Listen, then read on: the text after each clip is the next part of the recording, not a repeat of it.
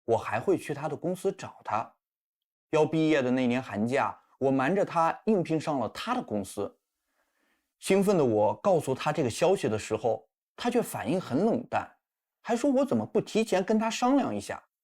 满心欢喜的我被泼了冷水。这次事情后，他就直接表明他一直觉得我的思想和行为都很幼稚。我没课时去找他，他却认为自己的上班已经够忙的了，还要空出时间来陪我，觉得我容易自我感动，想要分手。我决定离开南京这个伤心地，只身前往上海。我喜欢的女生是性格温和可爱的，我对恋爱有一些执念，希望恋爱关系可以维持在朋友相处、恋人关系、亲人羁绊的状态。我会保持最好的状态，直到那个灵魂伴侣的到来。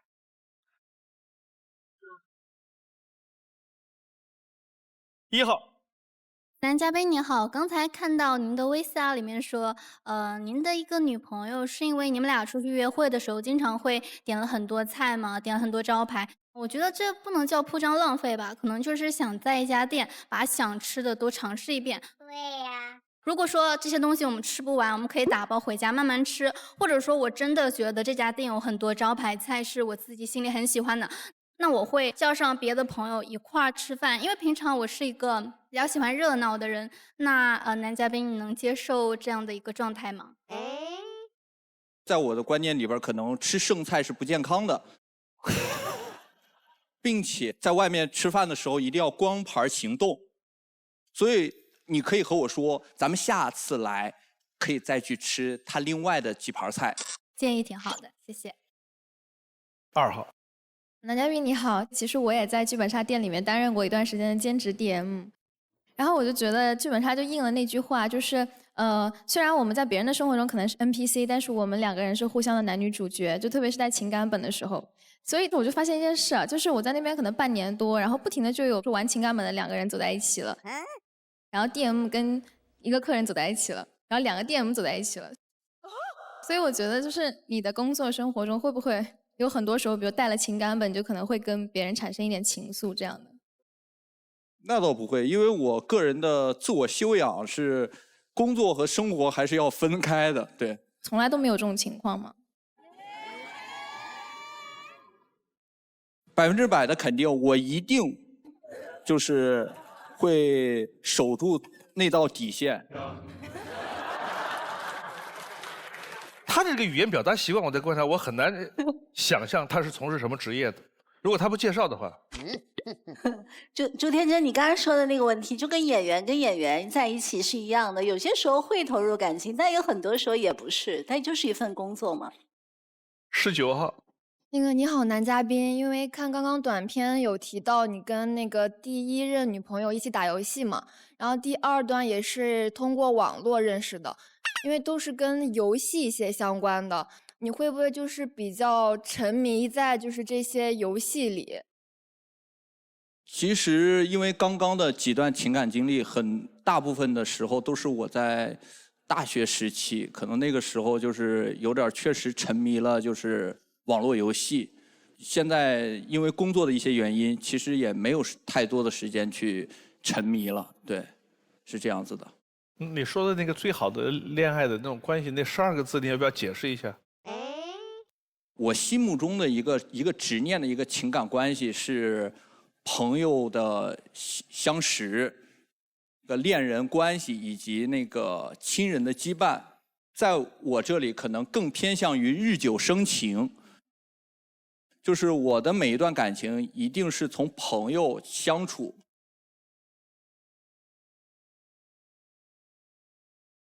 然后最终是走向恋人，在最终。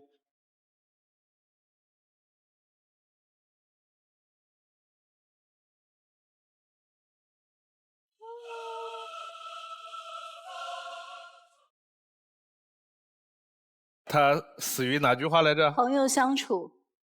前面还有个一定，但是我的每段恋情一定是从朋友相处开始。男嘉宾很惊讶哈，吓一跳是不是？对，很惊讶，但是我确实也想知道，就是刚刚的，就是灭灯的。你找个人，你找个人问，就是我们第一位灭灯的是我们的1号女嘉宾，对吧？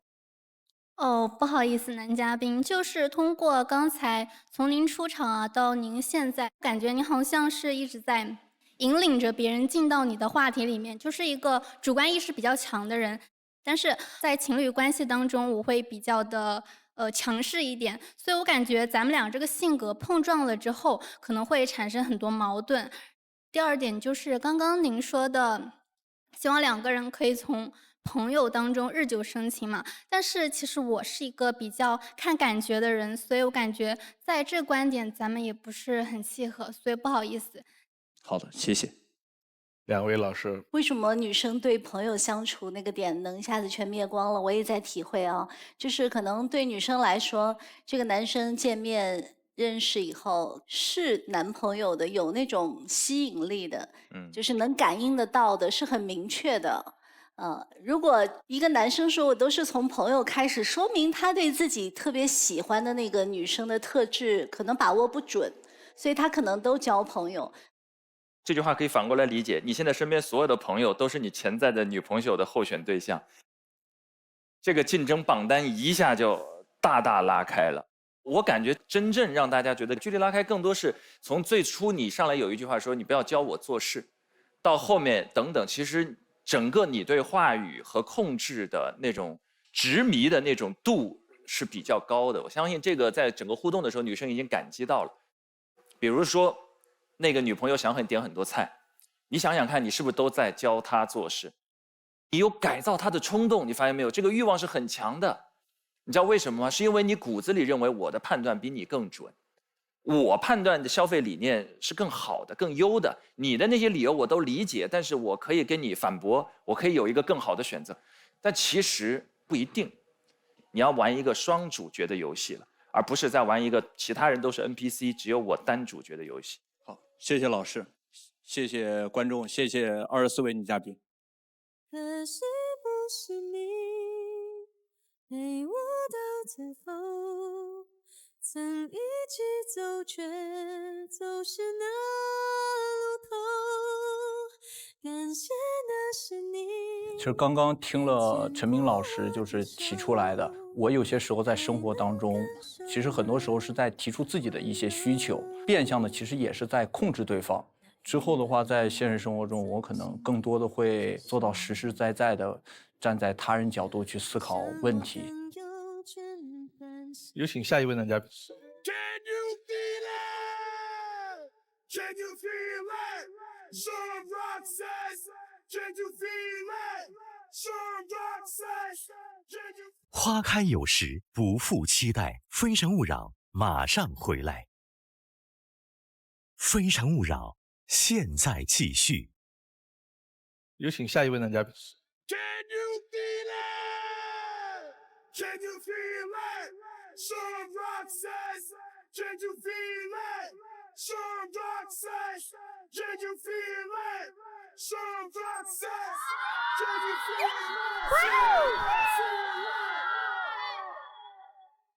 it? 3位老师好，台上的24位女嘉宾，大家晚上好，我叫赵红润，今年23岁，来自湖北武汉。来选你的心动女生。男嘉宾在选择心动女生的同时，系统已经为他匹配出了智推女生。当他进入权力反转的时候，我们将公布智推女生参与恋爱选择。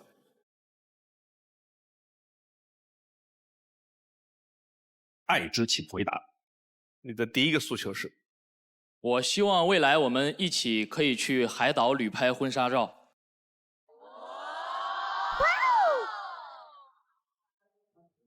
为什么挑海岛呢？特别浪漫。对，特别浪漫，因为我平时也比较喜欢去旅游，尤其是去冰岛旅拍。哇，感觉在这里拍婚纱照的话，是被大自然祝福的感觉。是。你看那个极光。2号。男嘉宾你好，我也特别的喜欢去海岛。我自己有个梦想，就是我30岁以前一定要去一次冰岛，然后正好也想3岁以前结婚，所以我觉得你的那个提议就是去冰岛拍婚纱照，真的是我就是感觉很梦幻的一件事情。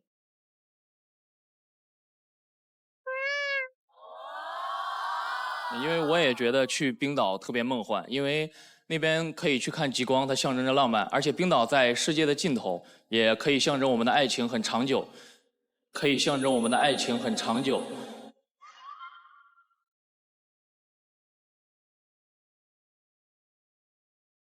那个地方最有名的沙滩叫黑沙滩，黑沙滩，一块一块这么大的那个冰，就像那个天上掉下来的钻石，大一块一块，特别好看的。哦，你们还有什么向往去的地方？20号。男嘉宾你好，我想就是去我们中国的西沙群岛。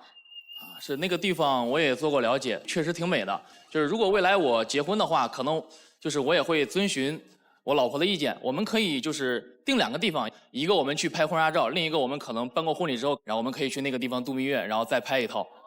好，谢谢。你的第2个诉求。我不希望女生介意我喜欢开车闲逛。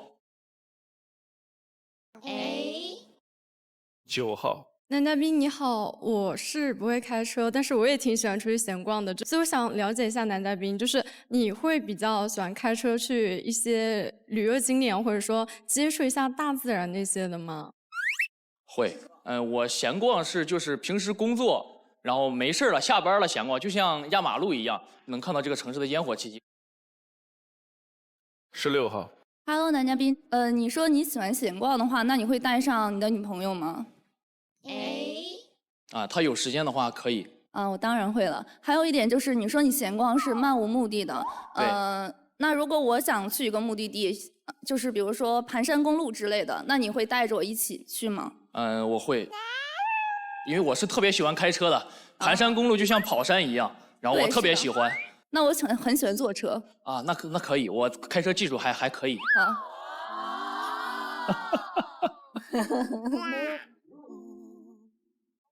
好，开片子。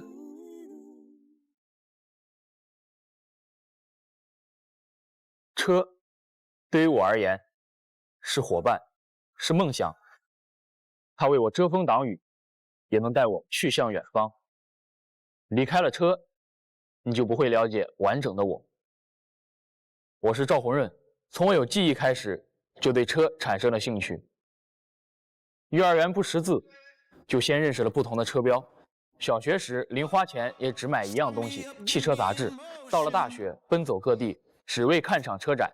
毕业后，我毛遂自荐，凭借多年对汽车知识的积累，破格应聘上了一家知名汽车经销商。当时我是直接就找到了人事部主管，我说你给我1个小时的时间，让我介绍一下我自己。然后1个小时过后，他就跟我说，你来上班吧。2年内，我从实习生到销售冠军，再到收购总监，顺利晋升。现在，只要是市面上有的车，几乎不存在我不了解的。对于车的热爱，就是我自信的底气。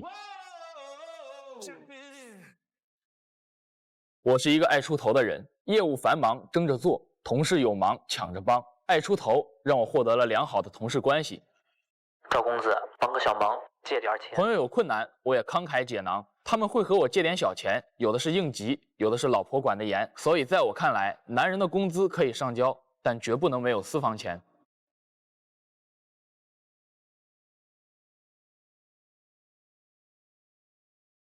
未来，我最想和另一半做的事就是自驾旅行。我曾在5年内驱车行驶多条热门自驾路线，远眺巍峨雪山沙漠落日的壮观，体会天下山水海天一色的浪漫，与山河美景不期而遇。所到之处，也必会收集当地有纪念意义的小物件，光是冰箱贴就已经收集了100-200个。如果未来你也期待这样的奇妙旅程，我想那可能是一个秋天，我们一同自驾川西线，那里像极了一场童话。当风景掠过之后，我们不经意的相视一笑，心中确信这一路是你。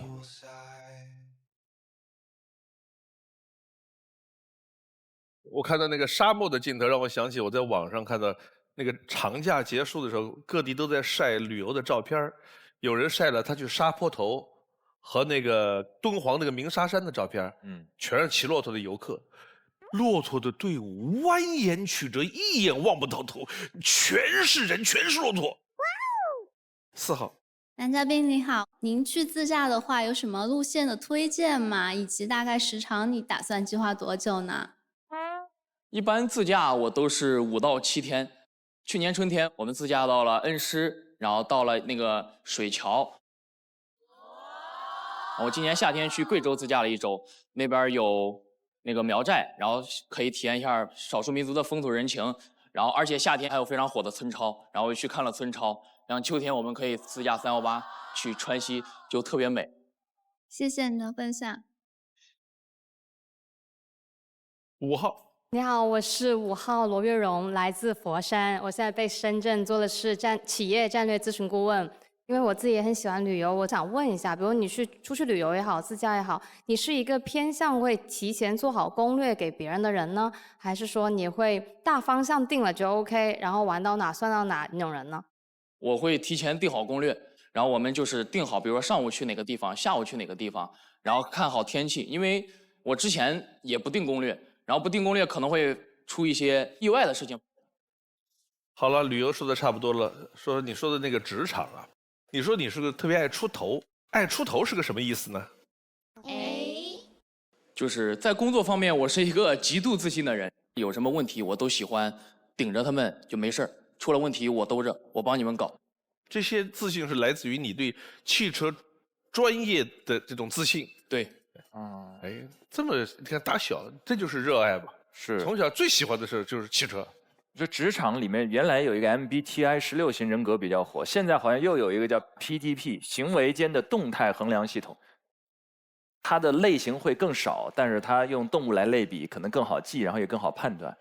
当然，它也是仅针对职场了，然后更多强调的是人际关系当中的行为特质。你是哪一种？你是哪？我属于老虎型。老虎型哦。陈明是？那孔雀吧。我看看，他像孔雀。孔雀。口才出众嘛。还是猫头鹰呢？更像孔雀。孔雀跟猫头鹰好像都有点像。还是变色龙？黄澜是哪个啊？我可能偏向老虎型。我肯定是标准的考拉。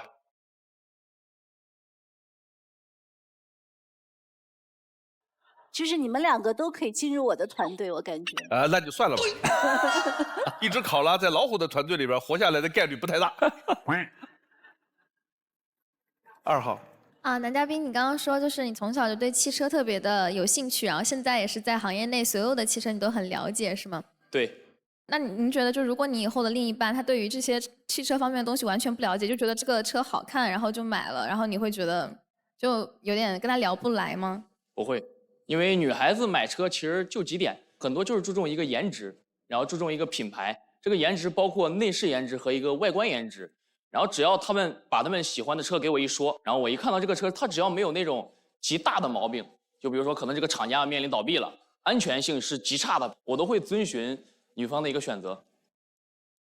哎，这我有点很好奇，因为你这是销冠，现在一般对车很喜欢又去研究的男性会多一些，但是家里财政大权又是女性多一些。你在具体销售过程当中，到底是说服谁优先的概率会比较高？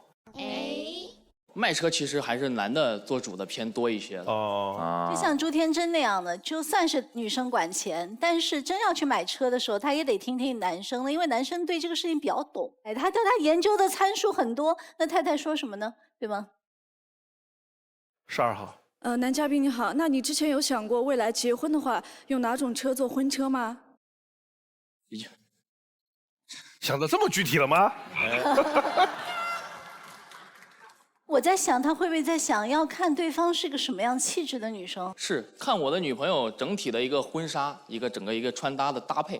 因为我之前想的是结婚的时候用跑车比较好吧，你觉得呢？我觉得也可以，就是男生开车，然后新娘坐在副驾，然后搞一个敞篷跑车，更好的。4座的其实更好啊。4座敞篷跑车后排空间会拥挤一些，因为新娘一般要穿婚纱，然后她坐在后排，可能整个婚纱占的位置就很大了，然后2个人在座其实是很挤的。包括摄影师在前面可能要捕捉新郎新娘的镜头，他捕捉的也会很局促，可能拍出来那个角度不是最好的。谢谢。17号。你好，男嘉宾，我想问一下，就是你认为男人应该有私房钱的这个初衷是什么呀？因为我会经常出差，经常出去应酬，可能有一些事情我需要买单，然后需要每次都跟老婆打电话要的话，会挺尴尬的。我觉得，就是可能我1个月工资发下来之后，我未来的老婆拿着我的银行卡，她可以留下80%，剩下20%左右给我去用我的日常。哦，我爸其实就是这样的，就是我爸他一点私房钱都没有。我们家就是我妈全管钱。我上大学的时候，经常就问我妈要钱，然后我妈经常跟我说的一句话就是：“你爸昨天刚找我要过钱，你今天又来找我要钱了。”所以我就觉得男人得有点私房钱。好，谢谢。13号。男嘉宾啊，你好。就我还挺赞同男生应该在结婚之后有一些自由支配的资金的。因为我挺在意仪式感这个东西，我也希望就算我们结婚之后还能延续这种浪漫。如果你没有钱的话，假如说你今天给我订一束花，我可能在心里都要打一个问号，哎，你这个钱哪里来的？我觉得还挺好的这样子。哎，你看他想的角度很特别啊，他送我个心意，你没钱，他拿什么送啊？所以我就在想，就是男人就是不应该卑微的要求有私房钱，就是男女。大家赚钱有一部分合着用，对吧？各有各的钱，我觉得是一个比较好的状态。我不知道陈老师怎么想。陈老师是个例外。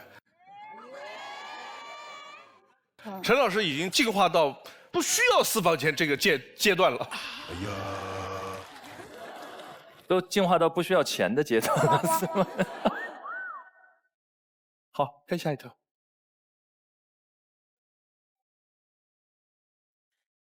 工作中的我勇往直前，但在感情上却不够勇敢。第一段恋爱来自大学时的暗恋，在大2开学的迎新活动上，我对他一见钟情，之后经常找机会与他接触，帮他加入了学生会，把整理好的考点全都给他，旅游回来给他带特产，只要能和他多说上一句话，哪怕就是他冲我笑一下，我就觉得是幸福的。后来在同学聚会上，同学们鼓励我对他表白，可站在他的面前，却始终没有勇气说出那句话。10几分钟时间，2个人就往那一站，我也不知道我在干嘛，就是大脑是完全空白的。回去以后，我才在微信上跟他表白，结果他直接拒绝了我。后来我也时常在想，如果那10几分钟我真的很勇敢地表达出来了，可能也会有不一样的结果吧。后来家里给我介绍了一个女生，但她是那种对生活舒适度要求极高的人，吃饭要去高档餐厅，能打车绝不坐公交或地铁，出门旅游一定要选择飞机。有一次我们计划从郑州到武汉，我刚买好高铁票，她却不乐意了。为什么不订飞机票？没有飞机了。我不管，我就要坐飞机。大家赚钱都是为了享受生活嘛，但是如果你任何一件事情都要追求极度舒适、极度享受的话，那就太像电视剧一样了，那是很不接近生活、很不接地气的，所以我就选择了分手。我希望的生活是有酸有甜，同甘共苦，我们可以追求极致的舒适体验，也能接地气，感受人间烟火。未来我希望遇到一个同样爱车的女生，我们一起自驾，去体验不一样的精彩人生。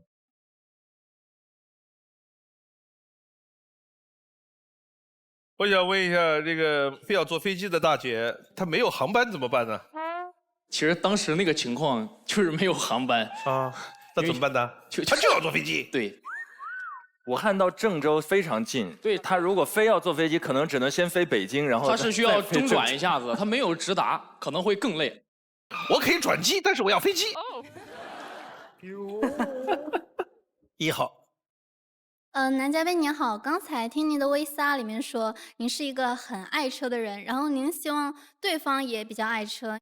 那像就是我这种就是不太会开车，然后对车也不太了解的人，如果说我们去自驾游，可能开车要开10几20个小时吧，在这个旅途中，可能你一个人开的话会觉得很累，那你会考虑让我来开吗？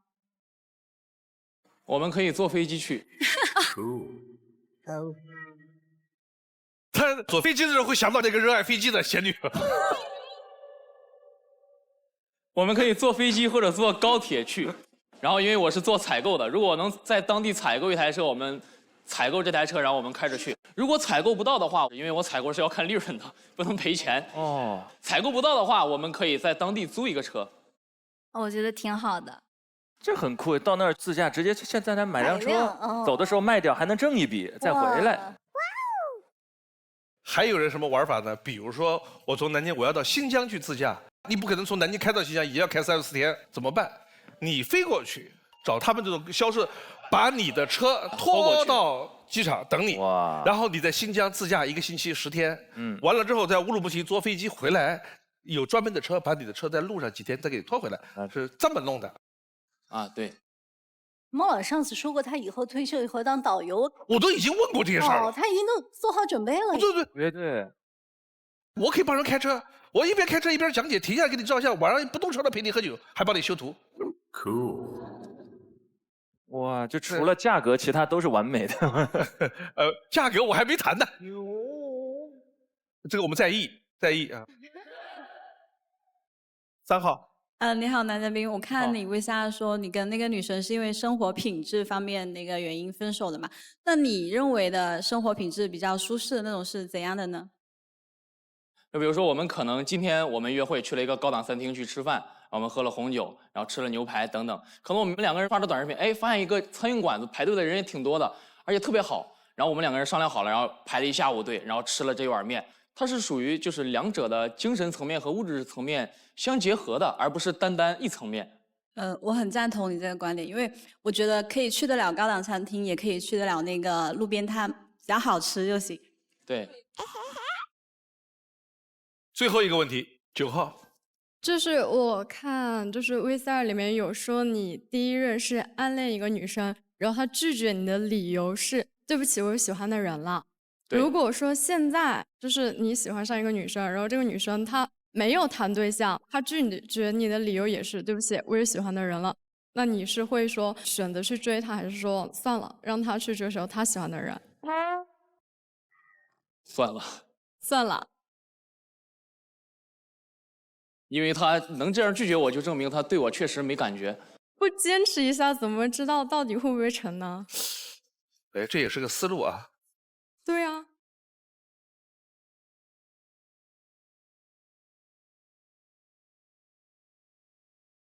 最后留灯的是19号、21号。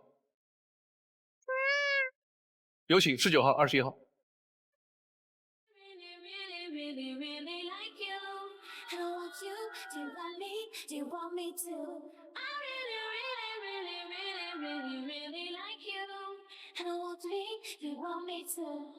男嘉宾的心动女生是哪一位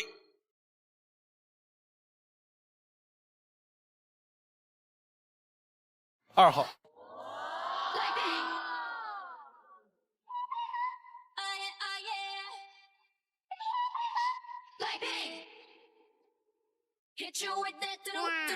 来看智推。赵宏润的智推女生是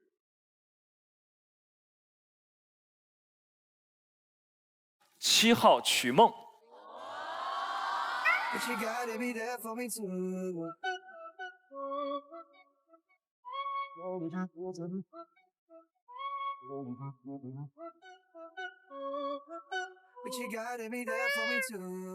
男生开朗温柔，热爱生活，有主见有规划，感情中温暖体贴，渴望志同道合、纯粹善良的另一半。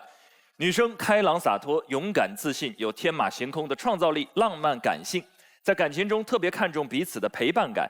男生优雅内敛，女生有勇有谋，是十分合拍的一对成长型的恋人，供2位参考。看一下4个女生的基本资料。秦明佳，我的性格不能容忍的事，喜欢的类型，你选一个。第3个，喜欢的类型，喜欢强壮但不是全身肌肉型的男生。如果你会做饭，那就更加分了。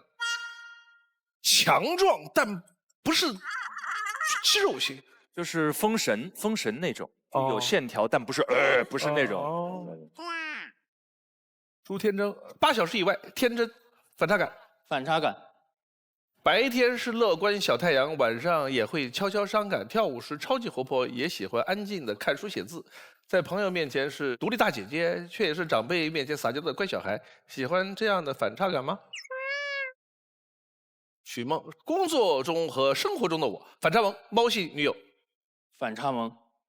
就喜欢反差。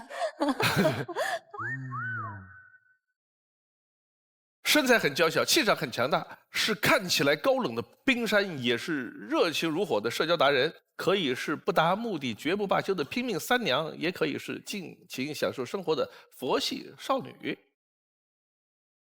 唱书乐，我迷恋的，认识一下我吧。我希望，我希望不要因为恋爱而去刻意迎合对方，改变彼此之前的生活习惯和爱好。希望恋爱后彼此都有自己的社交空间，彼此信任。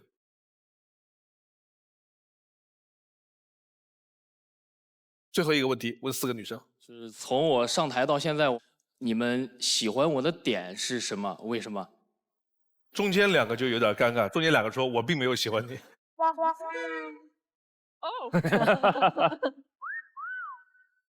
中间2个也可以说，我可以尽量挑出一个喜欢的点，总归是有的啊。我感觉你很细心，因为你在暗恋一个女生的时候，会给她整理那个复习资料，然后会给她带礼物，就感觉你很细心。好，谢谢。2号。我觉得你的事业心很强，这点是我觉得很佩服的。然后我觉得你很卷，然后很不错。我觉得男嘉宾是一个很有事业心，目标比较坚定，就是做什么事情卯足了劲儿会把它做好。我觉得是一个很优秀的男生。我觉得我是一个比较优柔寡断一点的人。然后刚刚看你刚刚介绍说你比较自信，然后我觉得就是男生的那种果断决断，我觉得很欣赏。好，谢谢。好，你要做最后的决定了，选中间2个女生有可能被拒绝，你自己回去。另外2个女生你可以牵手其中一个，你的决定是。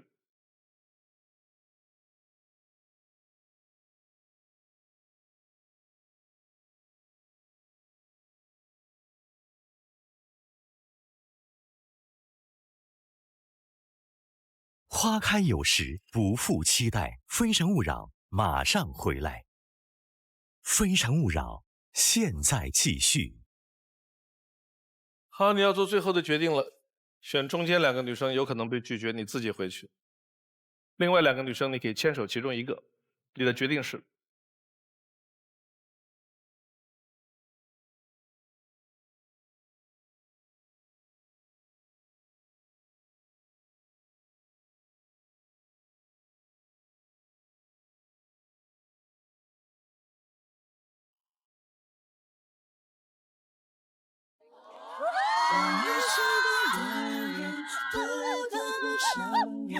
无可取代的是对的人最简单的眼神，也勾着我心里的男嘉宾最吸引我的点就是，我觉得他做事特别井井有条，然后特别有领导能力，然后也是特别符合我的审美。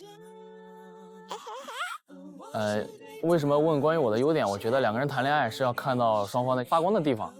然后女嘉宾的回答比较懂我，我还是比较满意的。那我都夸你了，你可以夸夸我身上有什么优点吗？我觉得女嘉宾情商特别高，特别会聊天，然后而且挺活泼开朗的，我特别喜欢。这个男孩身上最典型的特征，也是给他最加分的，就是他对他职业的专业和热爱。对，他的专业来自于热爱。没错。所以无论你是哪一行，要做到最好，热爱这是多么重要的一个前提。好，有请下一位男嘉宾。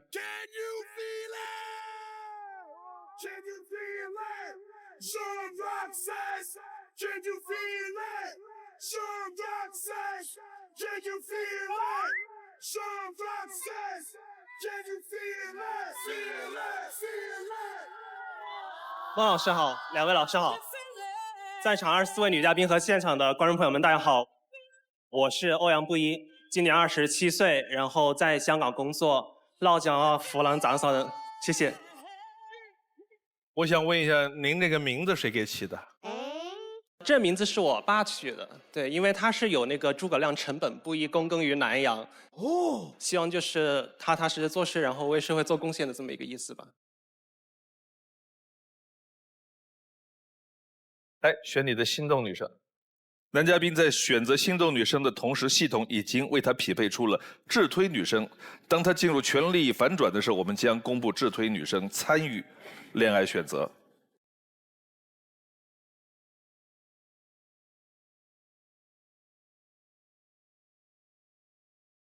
爱之请回答。您的第一个诉求是？我希望我们能一起去解锁不同风格的博物馆。10号，男嘉宾你好，你去过很多不同风格的博物馆吗？对对对，因为我是觉得你要想在一个短时间内了解一所城市的一个历史文化背景，我觉得去博物馆就可以很丰富。比如说像香港的那个故宫文化博物馆，它是去年才向公众开放的。这个博物馆里面，它是和北京的故宫博物院有个深度的合作嘛，然后有很多来自内地的一些故宫的一些展品。我经常看到就很多那种小朋友啊，围着一个展柜，就是哇，顺时针转3圈，逆时针哇再转3圈，就感觉他们就是那种目瞪口呆。可能他们很少以前有机会那么近距离的就在家门口可以看得到这么多我们这个祖国的这么一个文物。所以我觉得对香港的很多青年来说，这是一个很好的窗口，让他们去认识内地，认识祖国。3号。你好，男嘉宾，我想跟你分享一下，我去过一个比较小众的博物馆，就是我之前去新疆旅游的时候，在乌鲁木齐，它那个国际大巴扎里面有一个那个烤馕主题的博物馆，就里面有各种各样的馕，可以看一下。那个馕比我的整个头都比较大，然后它有什么各种口味的，什么皮鸭子馕啊，还有甜的、咸的，各种各样的。它到底是博物馆还是个餐馆？他把餐馆起了一个博物馆的名字。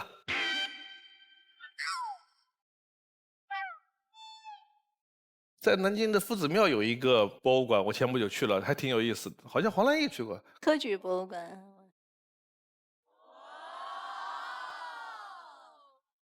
我还觉得南京还有个江宁织造，对，曹雪芹他家就在那儿。南京还有云锦博物馆，有兴趣大家可以去看看。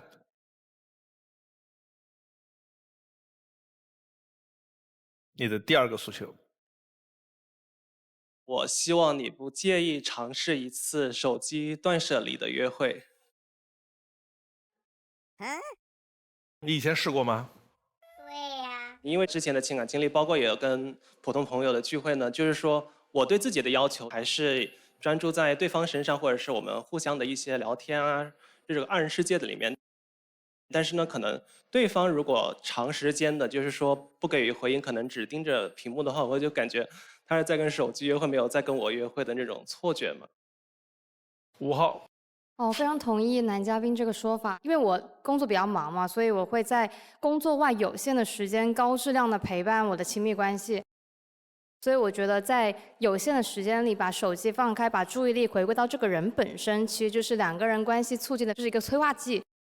所以我之前哪怕不是约会，只要是我觉得重要的人或事，手机这个真的不算什么，应该就是要发自内心的关注这个人，以及珍惜彼此的时间与感情。赞同。13号。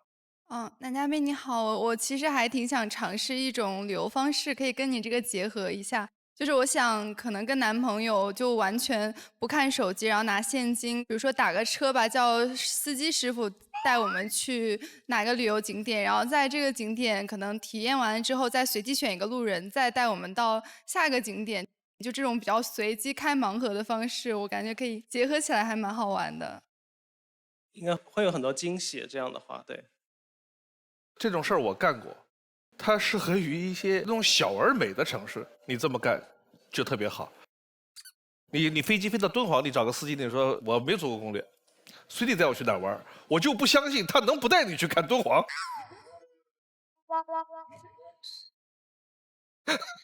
他说：“哎，我知道个小众的比那个敦煌好看，不可能。”好看片子。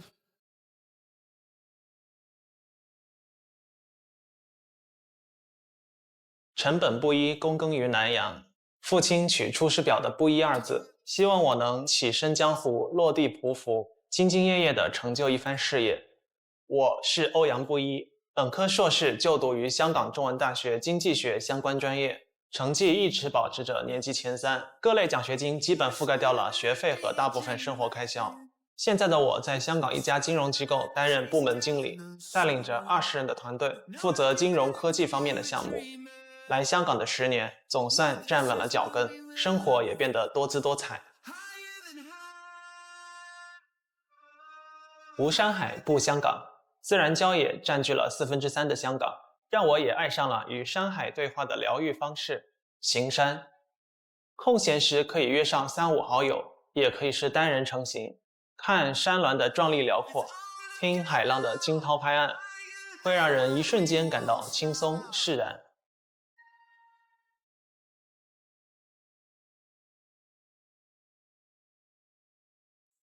来香港生活的这些年，每逢佳节倍思亲，缓解思乡之情的好办法就是家乡的味道。长沙臭豆腐、湘潭灯芯糕，无论是家人寄来的长沙特产，还是一碟自制的辣椒炒肉，都能让我的思乡之情稍微好转一点。实在特别想家的时候，我还有一个秘密花园流浮山，一眼对望解思乡，那里能看到连通香港和深圳的大桥，一眼能看到深圳后海。我喜欢在那里拨通给奶奶的电话，10多年的时间，我都会每天坚持给奶奶打1通电话。我是被爷爷奶奶一手带大的，他们的念叨我从不觉得烦人，相反，我一直都秉持着从他们身上学到的简单真诚、实事求是的处世之道。所幸现在因为业务往来，我每个周末都会往返内地和香港。未来的我想和你四处旅行，去看不同的城市，也想带你回到家乡，让奶奶见见我最挚爱的你。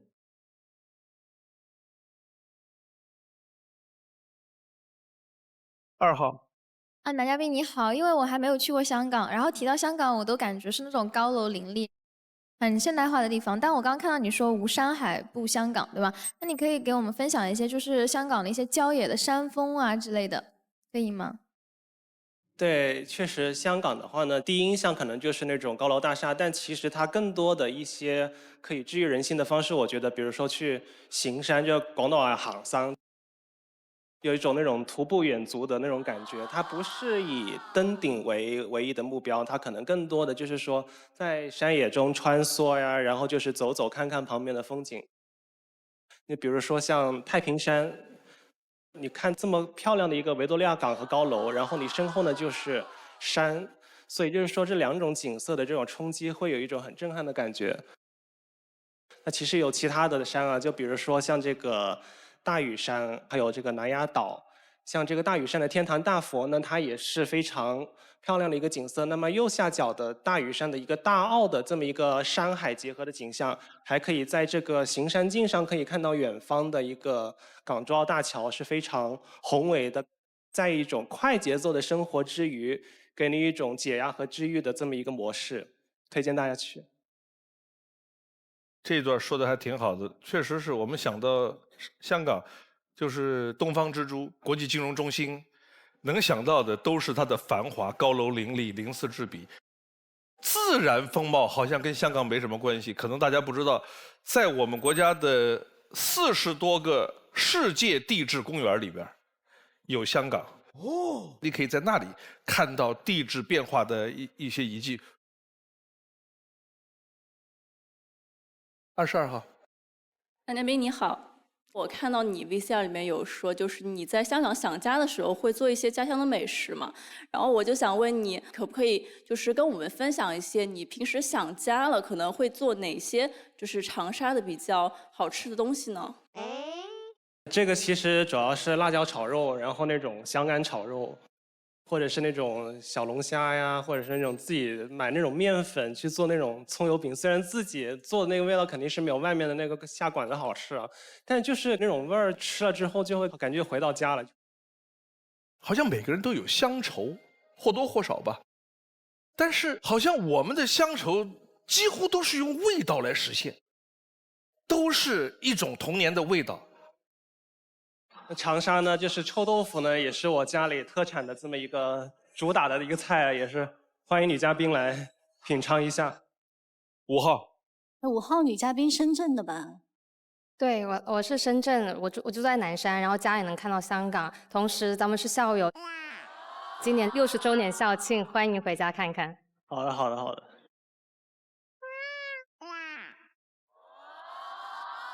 因为之前是读金融的嘛，然后也想了解一下你可能，比如说你退休的生活是怎么样子的，然后往前推的话，你现在可能会做哪方面的努力？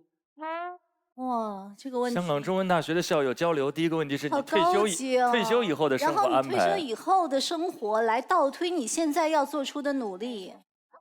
我补充一下，因为我自己是做企业战略咨询的，所以呢，就是习惯了给企业是从你比如说你的目标是什么，你的愿景是什么，定好你的战略 ，OK， 选好了方向，那么我们就要开始设计那个路径。所以我就因此也想推导问一下您。退休的话，退休以后就是想着长命百岁了。但是退休之前的这个工作或者是职业规划的话呢，因为我现在是做这个项目管理嘛，主要还是供这个金融科技方面一块的。那能不能干到退休的话，这个也要看嘛。这个时代也是瞬息万变，可能10年或20年后，那个时候的朝阳产业是什么，我们也说不准。明白，谢谢。但我可能重点想知道的，不只是说你职业规划那一方面，可能是你整个人生生活也有，可能是职业或者是各方面情感方面、家庭方面，可能综合可以简单的探讨一下。我觉得男嘉宾其实已经被问倒了。我觉得他们的对话，我一直没有听男嘉宾说的内容，而我在思考我的问题。我这一生都最惧怕面对的就是您刚才问到的问题：你要什么？你的目标是什么？你要什么样的生活？你想达到什么？你为这个目标设计的什么样的路线？你做出了什么样的努力？你想清楚没有？我从年轻的时候到人到中年，和我未来看得到的人生，我都没有定过一个目标。而且既然没有目标，我也没有规划过路径，我就是好好的做今天他们要我做的事儿。然后什么事情到了我面前的时候，我就想一想，要做不要做。当我听到这个问题的时候，我感觉到不仅是迷茫，而且是有些恐惧。孟老师，我可能要补充一下，就是刚刚问的问题，重点是想看清楚这个人他对自己的内心是否足够的清醒，及是否能够有自我觉知。就他不一定要很清楚知道我60岁那一天可能到达一个怎么样的生活状态，但我可能更追求的是你自己有没有思考过这类型的人生。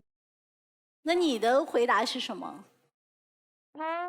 我希望，比如说我到60岁那一天，我倒回来去思考我自己在比如说过往那几10年里面遇到的每一个人生重大的选择，是否就跟着我的本心去走的。也还是比较抽象，它是标准的理性主义，就是确定目标，才使得你接下来的每一段时间都有价值，每一个努力更有效率，然后抵达目标。目标是判断你接下来反推你接下来所有时间是不是能够达成某种目标有正反馈的一个判断的标准，是一个标准的理性主义进入。但人生跟企业战术跟战略有很大的差别，就是人生不是一个绝对可以自控的控制论的结构。但是如果说你不是那么具象的去规划，你那个时候要赚多少钱，住在哪里，但是你稍微抽象一点的来问自己，其实是可以折射到你的人生观的。反正值得讨论一下吧。看下一条。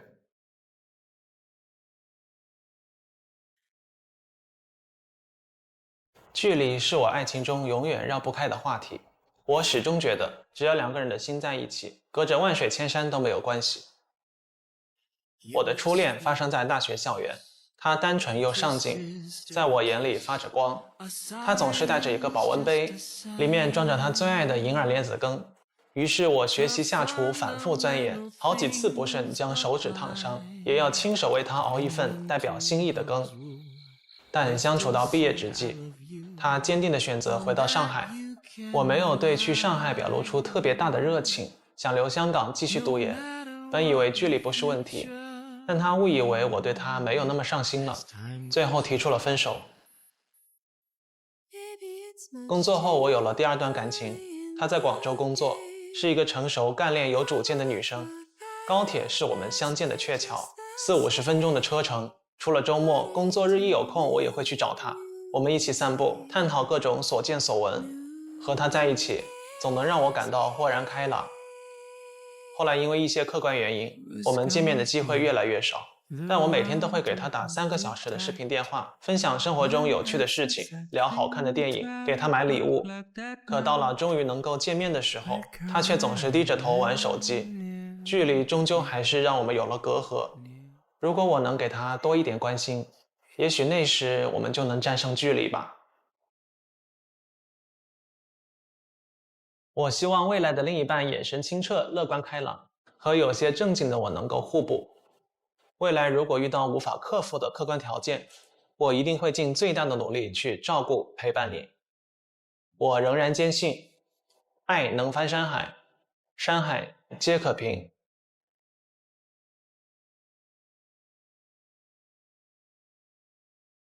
最后这一句听上去就荡气回肠，像是一位姓欧阳的说的啊。啊，对。23号，你好，男嘉宾，我想问一下，就是在你之前的感情经历当中，你异地恋，我看到的是你去找对方，我的感觉是在一段感情当中，双向奔赴是比较重要的。就我会觉得说，如果未来有另一半异地的话，我会考虑说2个人去选择一个我们距离比较中间的城市，会远比我去到他的城市或者他来我的城市要好得多。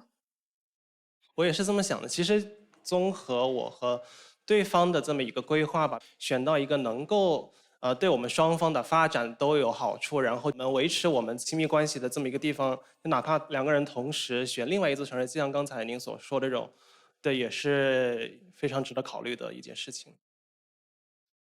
5号。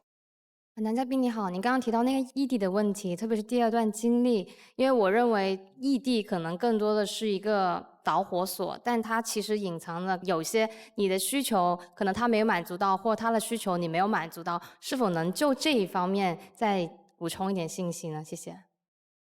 其实香港和广州呢，肯定不是绝对意义上的那种很远的2座城市，对，其实很近的了已经。对，但是我跟他在一起的时候是19年嘛。后来呢，就有一些客观的一些因素，就导致我们2个其实不能像刚开始19年那会儿，就是经常的、频繁的见面。他可能当下的一些很真实的一些真切的感受，你没有照顾到。好，明白，谢谢。对。11号。你好。就是我想问一下，就是你会生气、会吵架吗？或者是女生生气给你发脾气的时候，你是以什么样的方式去回应她的呢？生气的话，就是说，你说如果是完全一个人没有生气过，那肯定是说假话了。但是吵架，其实我本人是不太喜欢用吵架这么一个方式的，因为我觉得还是心平气和的把这个问题把它说出来，大家就是打开天窗说亮话会比较好一点了。好，谢谢男嘉宾。他说到心平气和的时候灭了死。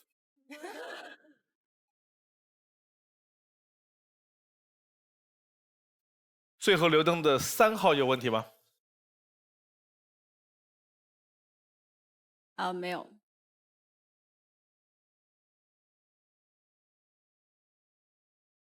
来看直推。欧阳不一的直推女生。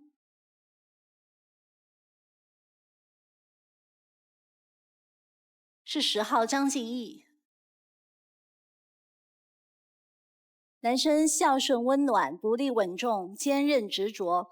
感情中欣赏温婉大方、纯粹乐观的灵魂伴侣。女生聪明好学，活泼有趣，感情中在意自己在对方心中的位置。2人性格十分互补，也十分适合长期相伴，是一对成长型的恋人。最后一个问题问2个女生。我想问，就是说我们2个如果去到一个新的城市的话，那你想去的第一站是这个城市的什么地方？对。10号。那应该就是吃，因为我每次旅游的话都会首先打卡，就是去吃当地的美食啊。3号。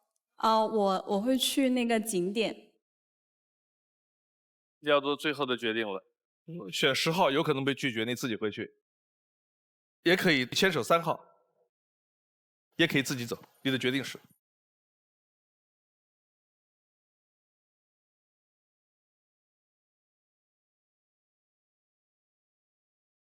花开有时，不负期待。非诚勿扰，现在继续。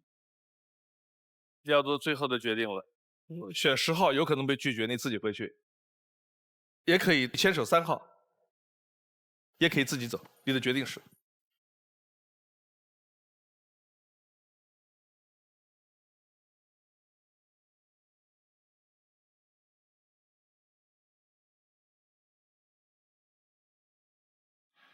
谢谢3号留灯，然后那我还是选择自己离开吧。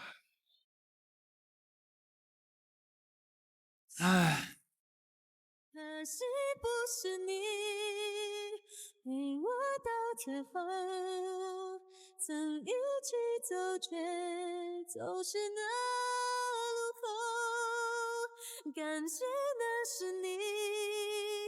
刚才女嘉宾有问到说你有没有发脾气的时候，我们知道一个人只要是个正常的人，他都会有自己的脾气的点，是有些人可能少一点，有些人可能多一点，但是他一直就是比较平静。是的，另外男嘉宾他不生气，他情绪不怎么落，不落的人情绪也不起，就小起小落。有的人是大起大落，但他几乎是不起不落。但是爱就是大起大落。其实5号女嘉宾跟男嘉宾的理性有一点像，我刚刚看了一下他们年龄，我才惊讶的发现他们都是27岁，都是港中文，一个是金融学，一个是经济学，不出意外可能是一级的同学。而且他们俩好像特别聊得来。我们来看一下他的心动女生是谁？不会是5号吧？天哪！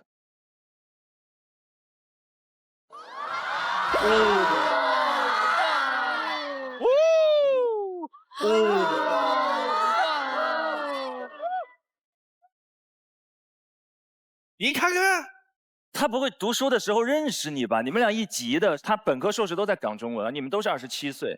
哎，我把这事忘了，应该早问问他的。哎，那我再补充问一个问题，就是如果你们两个去一个新的城市，你们会去这个城市的第一站是哪里？博物馆。我希望我们能一起去解锁不同风格的博物馆。哇！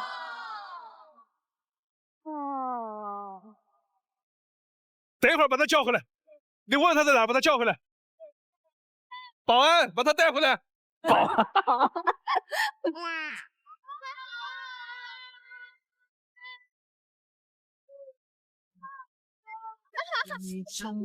真的假的？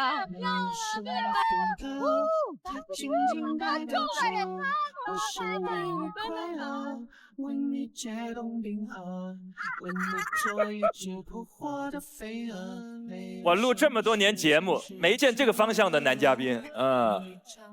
我们这条通道是不可逆的。对呀、但是他很萌的出来，就不知道发生了什么，是吗？对，懵的感觉。我想给你解释一下到底发生了什么。就是当我们突然发现你的心动女生是5号的时候，然后我们就问了5号一个问题，说你们两个如果去一个新的城市，会去第一站去哪里？他说博物馆。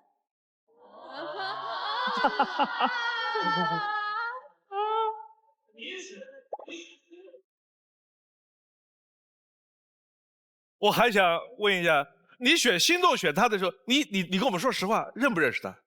完全不认识。那你选他的时候是第一印象吗？对，就是在那个收到平板电脑的时候的第一印象。你看看，他跟你一样27岁，一样是港中文，他学的是金融学与国际商贸管理的双学位，你是经济学。还有这么巧的事情吗？你们是本科都在那个港中大吗？我在港中大深圳，深圳分校。你呢？香港本校那个哪一级本科？2014。2014。我是欧阳布衣，本科硕士就读于香港中文大学经济学相关专业。男嘉宾你好，咱们是校友，今年60周年校庆，欢迎你回家看看。哪一级本科？2014。2014。就站在香港这边，那其实对面就是深圳的南山区的这个高楼了。我是深圳，我住在南山，然后家里能看到香港。我希望我们能一起去解锁不同风格的博物馆。如果你们两个去一个新的城市，你们会去这个城市的第一站是哪里？博物馆。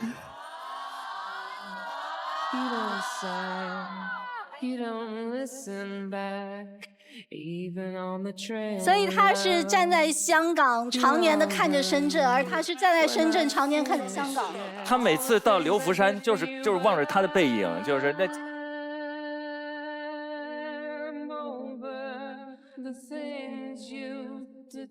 来这样吧，你现在有没有问题愿意想单独问他的？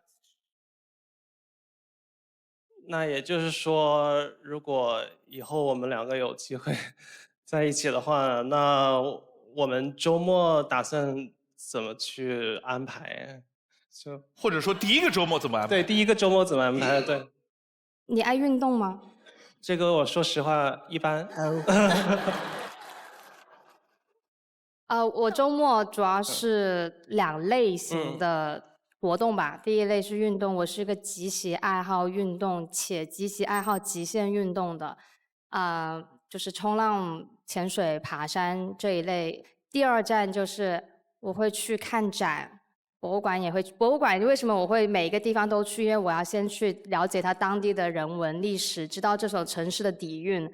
还有香港，其实我也会去看展啊，就是周边的展都会去看。对，其实运动的话，行山啊，就行山，其实我也是最近几年也是才培养挖掘的一个兴趣爱好。所以我想，如果我们两个有机会以后的话，说不定能够把我这个运动的这个窍更加的打开一点吧，也希望。对，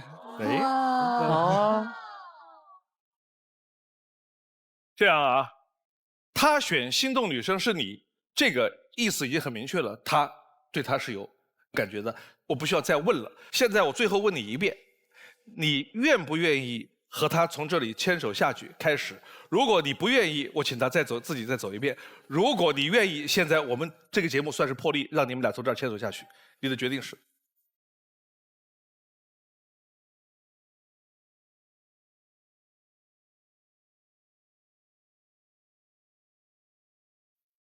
愿意你就走出来，不愿意你就说谢谢。谢谢，谢谢。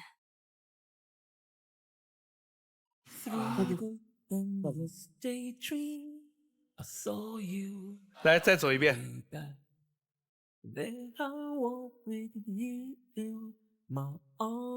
啊。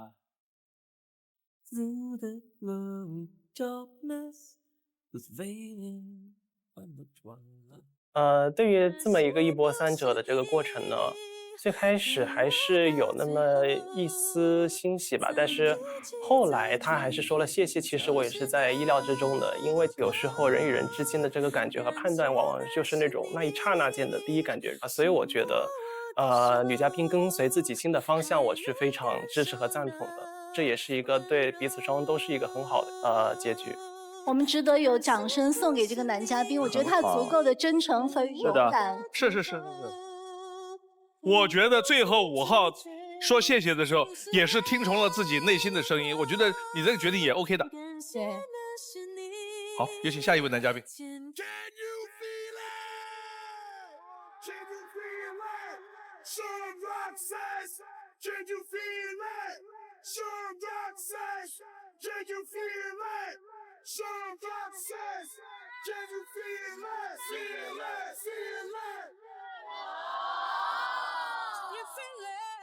孟老师好，2位老师好，我叫刘树博，今年27岁，来自于内蒙古。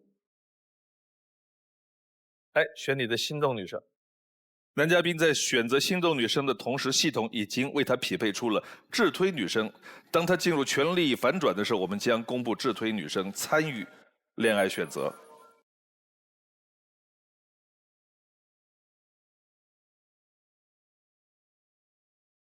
爱之请回答。你的第一个诉求是？我希望我的另一半能陪我去逛花鸟市场。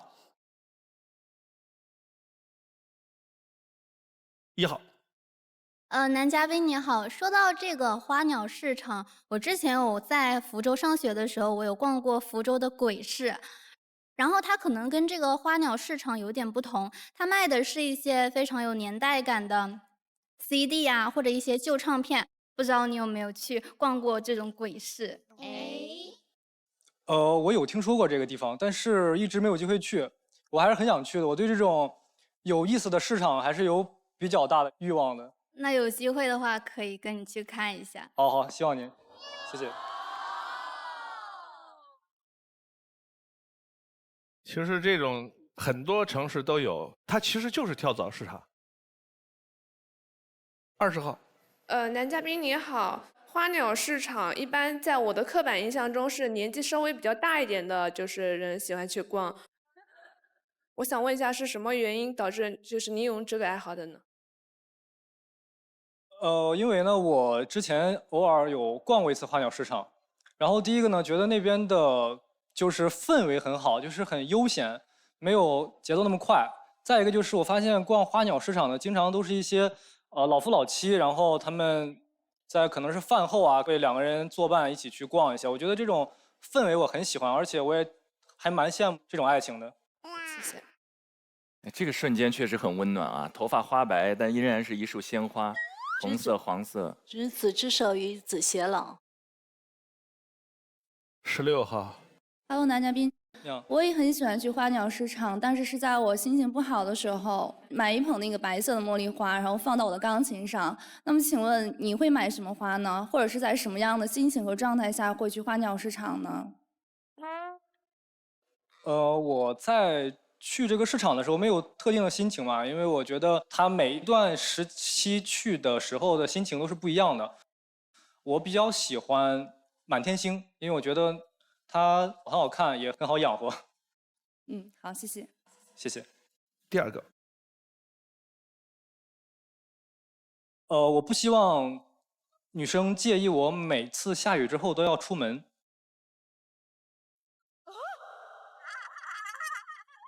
去哪里呢？没有目标，就会出门逛一逛。哦。3号。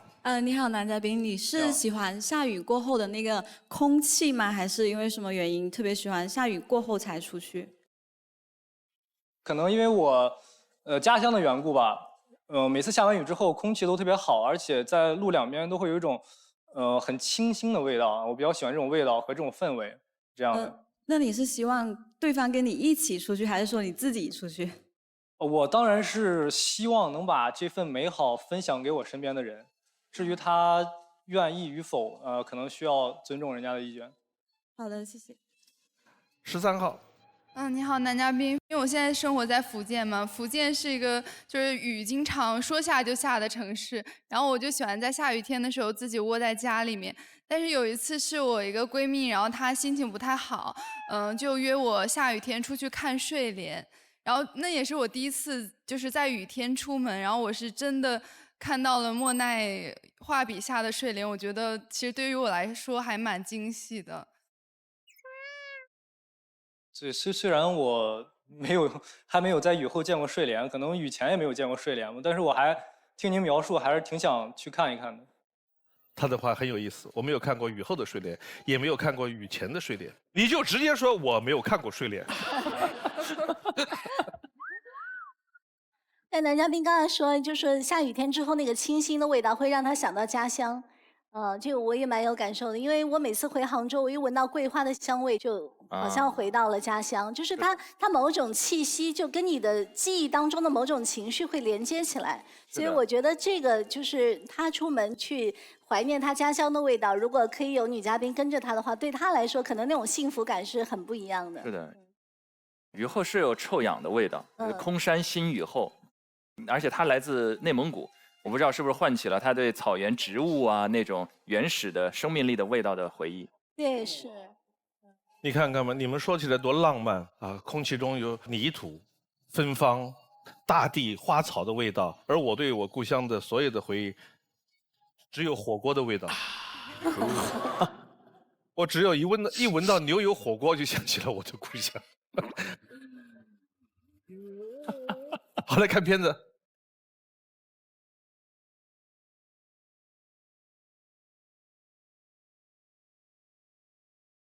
我是一个土生土长的内蒙古人，提到蒙古汉子，你们一定以为我会骑马、摔跤，还会住蒙古包。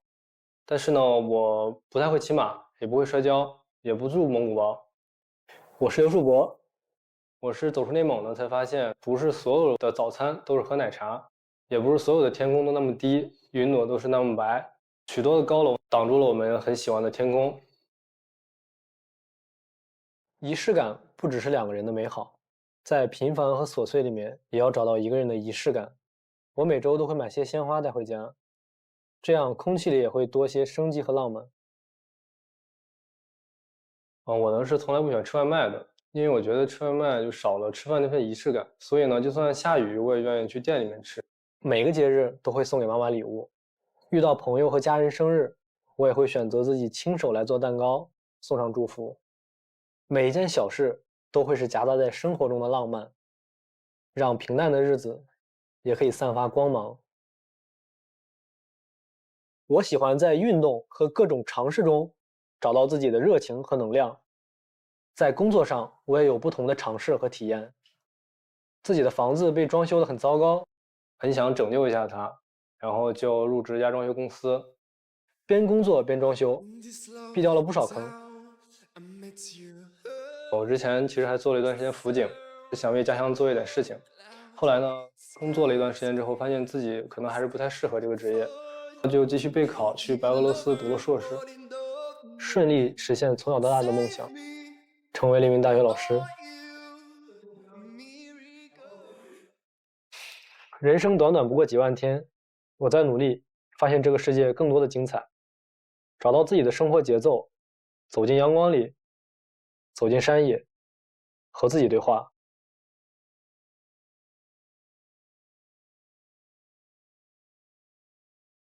你是什么时候知道全国人民并不是每天早上都喝奶茶的？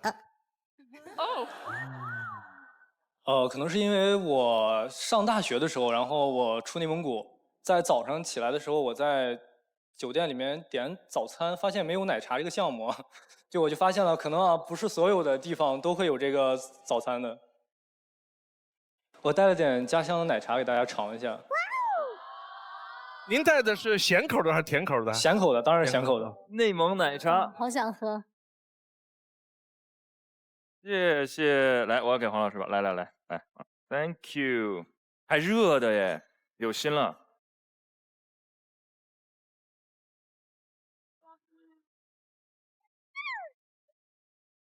好喝，很地道。17号。你好，男嘉宾。因为我之前有个大学同学也是蒙古族的，他就是唱歌也很好听，然后跳舞也非常好。那你能给我们展示一下吗？我是那个不太会唱歌和跳舞的内蒙古人。Cool。21号。说到这个，我想说一下，不是所有广西人的普通话都不标准的。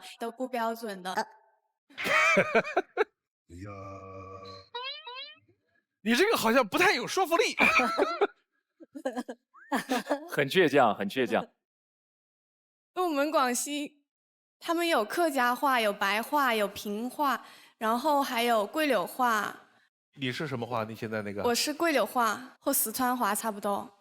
你是北边？靠近贵州。哦，对，广西的北边的话跟贵州、跟重庆那边的话会很像。对。2号。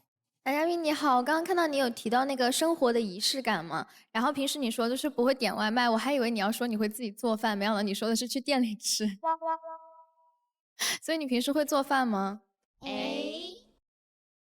非诚勿扰，现在继续。2号。男嘉宾你好，刚刚看到你有提到那个生活的仪式感嘛，然后平时你说就是不会点外卖，我还以为你要说你会自己做饭，没想到你说的是去店里吃。所以你平时会做饭吗？我平时一个人的时候，其实做饭还蛮少的，因为一个人的饭比较难做。那你希望你的另一半会做饭吗？这个我不要求，我觉得2个人的饭要比1个人的饭好做。如果有需要的话，我可以来做饭。谢谢。你们还想在自己现在从事的职业之外，体会什么样的另外的职业吗？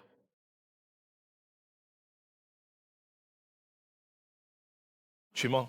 我最近萌生出了特别想尝试去做体育经纪人这个行业，跟我目前从事的公考面试跨度很大，属于2个领域。因为我觉得自己还是非常非常的喜欢各种各样的体育运动，然后很想去尝试一下这份职业。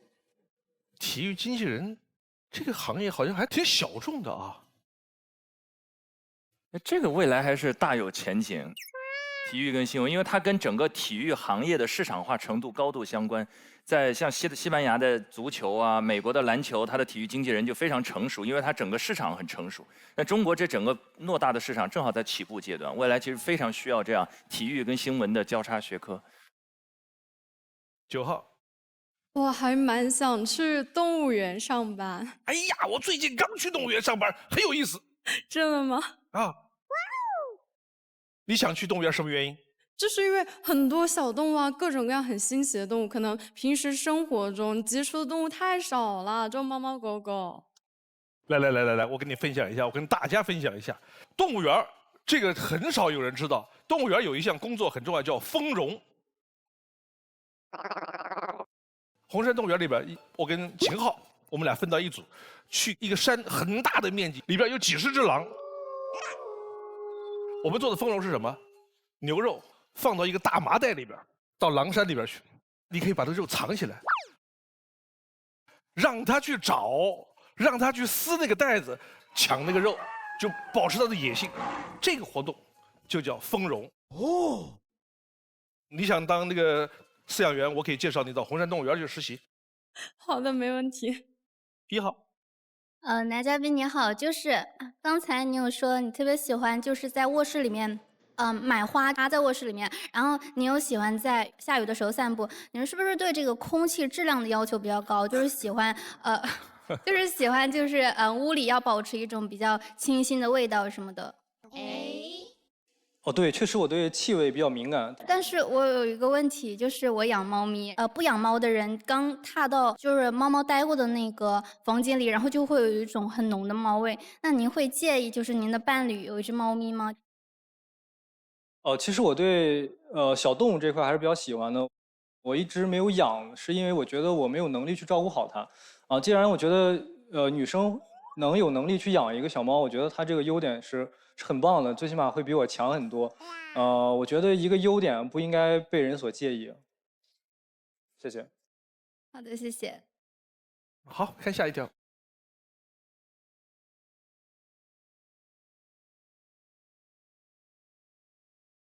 我想谈一场可以经常见面的恋爱，但是他只想要一个树洞恋人。我的第一段恋爱，她是一个小公主，偶尔也会有些公主脾气。在恋爱里，我会很注意她的情绪和她说过的话。如果她最近提到自己喜欢紫色，我下次送的礼物也一定会是紫色的。平常她和我聊天，哈哈哈都是发5个哈。有一天，她给我发了3个哈，那她肯定就是生气了。我就知道应该去关心她了。但我发现跟她线上恋爱和线下约会完全是不一样的感觉。我们2个是异地，我开车4个小时过去，在楼下等了1晚上，她因为一句我今天没化妆，不想见面，就没有出现。但是只要线上聊天，她都是秒回。她可能更喜欢线上恋爱，觉得谈恋爱不一定非要见面。我们的想法不同，选择了分开。我的第2任女朋友，她是个事业心很重的女生。我们在一起约会，更多的是我陪着她工作，陪着她加班。我们的纪念日，我一个人在餐厅里等了很久。她在公司忙到忘记了这个重要的日子。喂，到了吗？对不起，我的工作还没结束。你不用等我了。为了事业更好的发展，她去了其他城市。我们的节奏不同，有时我睡觉了，她还在工作；我醒了，她开始补觉。我们在同一个国家，却谈出了异国恋的感觉。我们的沟通永远有时差。我想和她好好聊聊我们之间的问题。你还需要这段感情吗？我觉得事业比较重要，爱情可以没有，它只能锦上添花。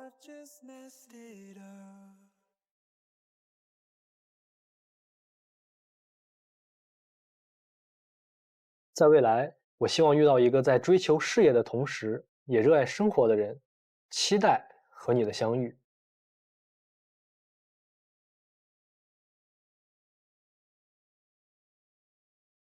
10号，男嘉宾你好，我看到你2段感情都是因为最后沟通无果，然后分手了嘛？那就是你有没有尝试过去解决这件事情，而不是说，沟通无果那就分手吧？首先呢，我在沟通之前肯定是要想一些解决方案的。然后在沟通的过程中啊，也提出了解决方案，但是发现，可能有一些就客观因素还是比较现实的，一时之间没有办法去很好的去改变它。也做过尝试吧，但是尝试都不是特别理想，后面没有办法，只能是这样的。谢谢。5号。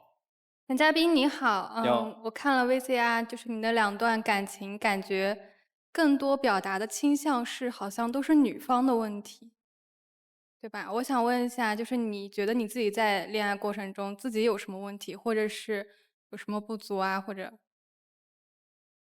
可能我是有一点点，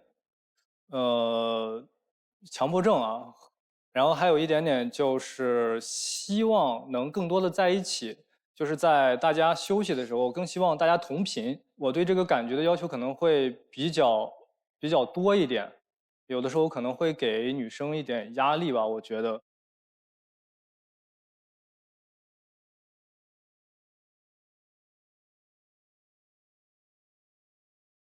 我觉得如果是在谈恋爱的时候，我觉得女方会更加有压力。比如说你的前女友，就是第一段，如果你突然出现在我的楼下，然后我什么都没有准备，我也不会下楼的。我出门一定是要给我一个可以让我准备的时间。好，谢谢。这可能毛病出在他对女生不太了解。11号。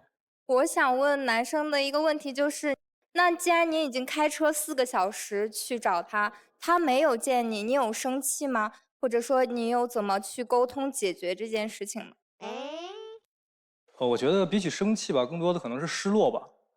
会有一种就是有很高的期待嘛，然后去希望2个人见面，然后做一些就是还挺浪漫美好的事情啊。可能因为这个节点的问题，后面我没有见面，可能我的计划或者我的预期被打破了，会有一点点失落感吧。最后一个问题，22号。我想问一下男嘉宾，你是那种很需要陪伴的人吗？你是觉得2个人在一段亲密关系里，你们这种亲密关系在你整个生活里占比应该是多少呢？我觉得要在30%或以上吧。我更希望每个人都有自己的生活圈子，还有自己的社交圈子，我觉得这都是 OK 的。但是我觉得就是可能我希望我在想见面或者想出去或者想沟通的时候，另一半也是有这个想法的，而不是一味的去迁就。我更希望的是2个人双向奔赴，是这样的。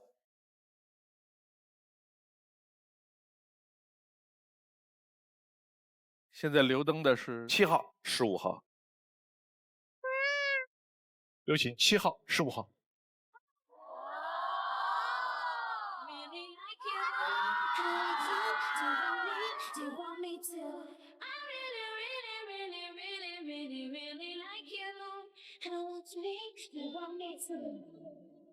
男嘉宾的心动女神看大屏。1号。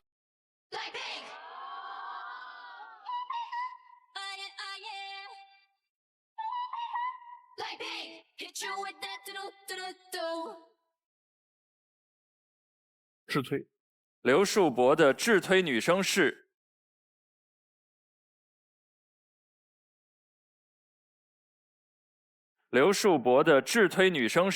孟子涵。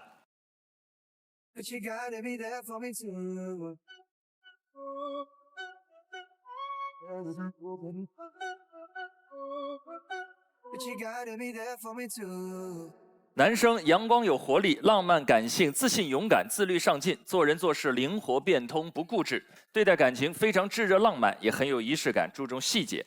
女生气质出众，在意他人，靓丽可人，热心助人，温暖细心，感情中看重精神的契合，看重仪式感和爱的感觉。两个人都气质出众，心有正义，是甜蜜有爱的浪漫一对。送2位仓。看一下女生的基本资料：夏文思，试睡员，天马行空，家庭是第一位。你选一个。我选2，天马行空。思维很跳跃，经常说到什么就去做什么，认为生活就应该是自由自在的。如果你不懂我的精神跳跃，那么我就像风里的云，抓不住的哦。邓晨丹，欢迎收看我的生活，我的恋爱观，期待的你。我选择2，我的恋爱观。一直认为深情且专一是一件很酷的事情，开始一段感情就会全心全意的投入。孟子涵，小迷糊，向往的未来，心仪的类型。2，向往的未来。未来想通过自己的努力找到合适的另一半，跟他一起去喜欢的城市定居，或者一起在海边开一家重庆风味的火锅夫妻店，能带着大家吹着海风吃火锅。男嘉宾不就在三亚吗？是吗？对，男嘉宾就在三亚。对。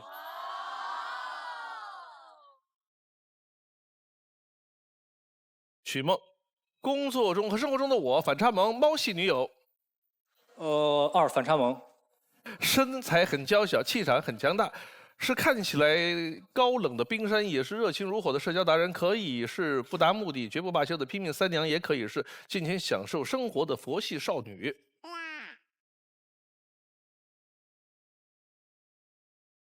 来，最后一个问题问4个女生。我想问一下，就是恋爱后第一个约会地点最想去哪里？我想的第一个约会地点去一个小巷子里吃火锅。其实我还蛮想去三亚的，海边儿。我比较想去那个新疆。要做最后的决定了，选中间2个女生有可能被拒绝，你自己回去。选另外2个女生，你可以牵手其中一个。你的决定是？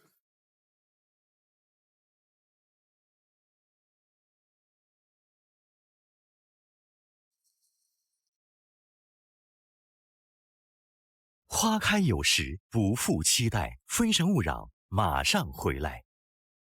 非诚勿扰，现在继续。要做最后的决定了，选中间2个女生有可能被拒绝，你自己回去。选另外2个女生，你可以牵手其中一个。你的决定是？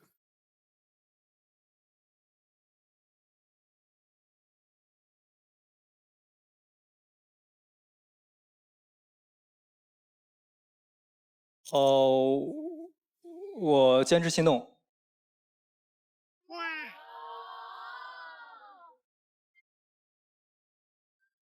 3位请回。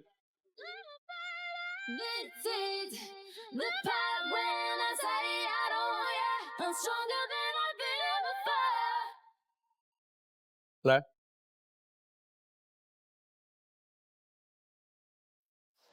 我觉得我还是比较看眼缘的一个人，然后觉得可能是在灵魂上有碰撞吧。我觉得还是对您很有感觉的，所以谢谢。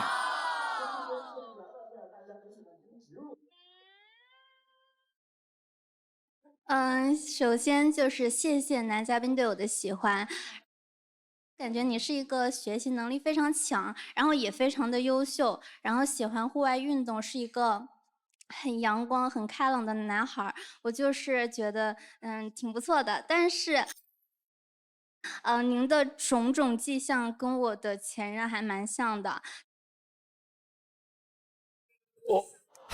这一点触动到我了吧？所以说咱俩可能不太合适。刚才我说的三亚是因为我从来没有去过三亚，所以刚才我那个答案可能就是误导了你，真的非常不好意思。谢谢谢谢。怎么可以拥有你？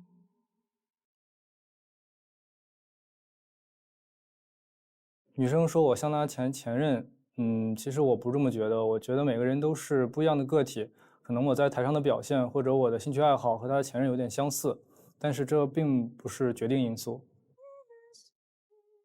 我想表达的是，在相亲的这个节目当中，不要释放错误的信号，误导别人，让其他来相亲的，这对别人来说是不公平的一件事情。